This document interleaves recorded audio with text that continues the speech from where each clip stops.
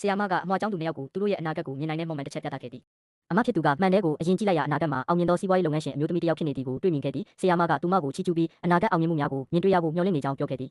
ညီမဖြစ်သူကမနာလိုဖြစ်လာပြီးအမကိုမှန်ရှိမှတုံးဖယ်ကကိုယ်တိုင်ကြည့်လိုက်သည်သို့တော်သူမကအနာဂတ်မှာအိုးမဲ့အိမ်မဲ့အမျိုးသမီးတစ်ယောက်ဖြစ်နေသည်ကိုတွေ့လိုက်ရသဖြင့်ထိတ်လန့်အော်ဟစ်ခဲ့သည်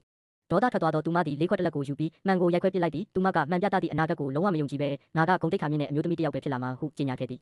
ထိုအခါဆရာမကကို့အနာဂတ်ကိုမကြိုက်ရင်မှန်ကိုဖျက်ဆီးမဲ့အစားကိုပြုပြင်ပြောင်းလဲဖို့စူးစမ်းတင်တယ်ဟုဆုံးမခဲ့သည်ဒါပေမဲ့ညီမကကျမဘဝကအခုတည်းကကောင်းနေပြီးသားပဲပြောင်းလဲစရာမလိုဘူးဟုပြန်လဲစောတကမှန်ရဲ့ခံမှန်းချက်ကိုအတိတ်ပဲမရှိတဲ့အရာတစ်ခုလိုပဲချပြီးထွက်သွားခဲ့သည်နောက်တစ်နေ့တွင်ဆရာမကအမွှာနှစ်ယောက်၏မိခင်ကိုကျောင်းသို့ခေါ်ကညီမဖြစ်သူကမော်မန်ကိုခွဲဖြတ်ခဲ့ကြောင်းနှင့်ပြုပြင်စရိတ်ပတ်50တူညပေးဆောင်ရမည်ဖြစ်ကြောင်းအသိပေးခဲ့သည်မိခင်ကထိုမြမြန်မာသောရော်ချင်းငွေကိုကြားပြီးအလွန်အံ့ဩသွားခဲ့သည်ညီမဖြစ်သူကလည်းဒီမန်ကဈေးပေါ်တဲ့မန်တစ်ချက်ပဲဒီလောက်ပတ်စံများကြီးမတန်ဘူးဟုကန့်ကွက်ခဲ့သည်ထိုအခါဆရာမကဒီမန်ဟာတာမန်မဟုတ်ပဲမော်ဆွမ်းရှိတဲ့မန်ဖြစ်တယ်အဲ့ဒီမန်ကမင်းအနာဂတ်မှာအိုးမဲ့အိမ်မဲ့ဖြစ်လာမယ်လို့ပြသခဲ့တာကြောင့်မင်းဒေါသထွက်ပြီးခွဲဖြတ်လိုက်တာပဲဟုရှင်းပြခဲ့သည်